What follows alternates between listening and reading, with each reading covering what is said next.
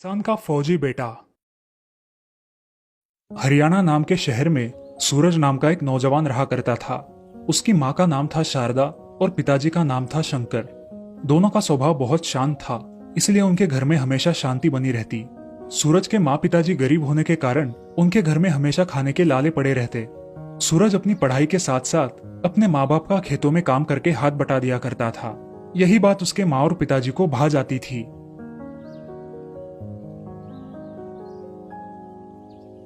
अरे बेटा, तुम अपनी पढ़ाई पर ध्यान दो, ये काम के चक्कर में मत पड़ो।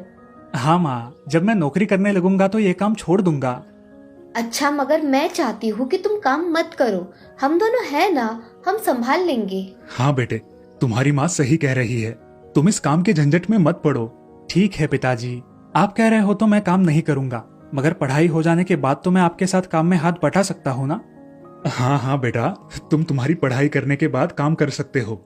सूरज पढ़ाई करने के साथ साथ कॉम्पिटिटिव एग्जाम की भी तैयारी कर रहा था और उसने सेना में भर्ती होने के लिए फॉर्म भर दिया। वहां भी अच्छे मार्क्स मिलते उसका सिलेक्शन हो गया और अब वो मैदानी तैयारी के लिए लग गया। उसी तैयारी के साथ साथ वो अपने माँ और पिताजी की मदद कर ही दिया करता था, जिस वजह से उसके माँ पिताजी बहुत खुश थे। एक महीना बहुत मेहनत करने के बाद आखिरकार उसका आर्मी में सिलेक्शन हो ही गया। अब वो देश के रक्षण के लिए सीमा पर जाने के लिए तैयारी में जुट गया। ये सब देखकर उसके माँ और पिताजी की आंखें भर आई। उसकी माँ रोने लगी। उनका बेटा जल्द ही घर छोड़कर जाएगा, इस बात से वो बहुत दुखी थे। सूरज, अभी तुम्हें इतनी जल्दी जाना पड़ेगा? हाँ माँ, जाना तो पड़ेगा। तुम ये रोना बंद करो। बेटा, अब तुम चले गए कि 1 साल बाद लौट कर आओगे, और मैं कैसे रह पाऊंगी तुम्हारे बिना? माँ, पहले देश की सेवा और बाद में घर आता है। मुझे अपने देश के लिए कुछ करके दिखाना है, इसीलिए मैंने ये सेवा चुनी है। हाँ, तू ठीक कह रहा है, काम तो काम होता है। तुम जाओ बेटा, मैं अब नहीं रोऊंगी, मगर अपना ख्याल रखना। हमारे देश की सेवा सबसे पहले आती है। हाँ माँ, मैं आता हूँ। ऐसा कहकर सूरज अपने माँ के पैर छूता है और पिताजी को गले लगाकर वहां से निकल पड़ता है। सूरज देश की सीमा पर उसके ऑफिस में पहुंच गया।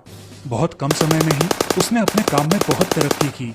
ये देखकर उसके सीनियर अफसर भी बहुत खुश थे और उसकी तरक्की देखकर उसके माता पिता भी बहुत खुश थे।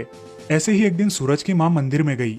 हे भगवान, मेरे बच्चे की रक्षा करना। वो देश की रक्षा करेगा और आप उसकी रक्षा करना। ऐसा कहकर वो वहां से चली गई। कुछ ही दिनों बाद दिवाली का त्योहार आने वाला था। शारदा ने अपने बेटे सूरज के लिए दिवाली के बहुत सारे पकवान बना के रखे थे। उसने सूरज को फोन किया। क्या कर रहे हो बेटा? कुछ नहीं माँ, अपनी ड्यूटी पर हूँ। तुम कैसी हो? तुम्हारे हाथ के खाने की बहुत याद आती है। मैं अच्छी हूँ बेटा, यहाँ आने के बाद भर पेट खिलाऊंगी। तुम वहाँ ठीक हो ना? हाँ माँ, अपना और पिताजी का ख्याल रखना। मैं रखता हूँ। हाँ बेटा, तुम भी अपना ख्याल रखना। ऐसा कहकर शारदा ने फोन रख दिया। मगर उसका बेटा इस साल दिवाली के समय घर नहीं आएगा, इस बात का उसे बहुत दुख था। उसने बहुत सारी चीजें गरीबों में दान कर दी और उस साल की दिवाली खुद भी अच्छे से नहीं मनाई। सूरज ने भी अपनी दिवाली अपने दोस्तों के साथ ही मनाई, बॉर्डर पर अपने देश की सेवा करके। 24 घंटे सीमा पर तैनात रह के सूरज और उसके साथी देश की रक्षा कर रहे थे। एक दिन अचानक बॉर्डर पर आतंकवादियों का हमला हो गया। इस बात की किसी को भनक भी नहीं थी। किसी ने सोचा भी नहीं था कि आतंकवादी सीमा पर हमला करेंगे। मेरे देश के जवानों, हमारे बॉर्डर पर आतंकवादियों का हमला हुआ है। हमें अभी के अभी तैयार होकर हमला करना है। आप सब तैयार हो? यस सर, हम तैयार हैं। सभी जवान तुरंत सीमा पर जाने के लिए तैयार हो गए। वहां जाते ही आतंकवादियों ने उन पर गोलियों की बरसात कर दी। जवानों ने उनका डटकर सामना किया। वो आतंकवादी देश की सीमा में घुसने की कोशिश कर रहे थे, इसलिए उन्हें रोकना बहुत जरूरी था।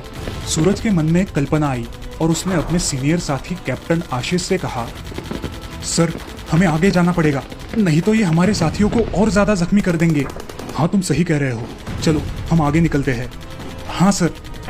ऐसा कहकर सूरज और आशीष सबके आगे निकल पड़े। अब सूरज आतंकवादियों के बीचों बीच फंस गया, फिर भी उसने हार नहीं मानी। अपनी शूरता के चलते उसने बहुत सारे आतंकवादियों को मार गिराया, लेकिन उसका समय भी आ गया। आतंकवादियों ने उसके शरीर में गोलियां मारकर उसका शरीर छन्नी छन्नी कर दिया और सूरज ने वही अपने प्राण त्याग दिए। वो देश के लिए शहीद हो गया। हमारे जवानों ने आतंकवादियों का खात्मा कर दिया, लेकिन सूरज के साथ साथ हमें भी कुछ जवान गंवाने पड़े। देश मेरे, वतन मेरे, मेरी आन है तू। देश मेरे वतन मेरे, मेरी शान है तू। वतन के लिए जीना हमें, वतन के लिए मरना हमें। ए वतन तेरे कदमों पर सर अपना हम चढ़ा जाएंगे। देश मेरे वतन मेरे, मेरी आन है तू। देश मेरे वतन मेरे, मेरा अभिमान है तू। सूरज के शहादत की खबर उसके माता पिताजी तक गई। वो सुनकर उसकी माँ को बहुत बड़ा धक्का लगा और उसे अस्पताल में भर्ती करवाना पड़ा। उसके पिताजी भी जैसे टूट ही गए। उनके बुढ़ापे का सहारा चला गया था। दोनों भी फूट फूट कर रो रहे थे। उनका जवान बेटा शहीद हो गया था, जिसका उन्हें दुख तो था, मगर अपने बेटे पर बहुत फक्र था, क्योंकि वो हमारे देश के लिए शहीद हो गया था।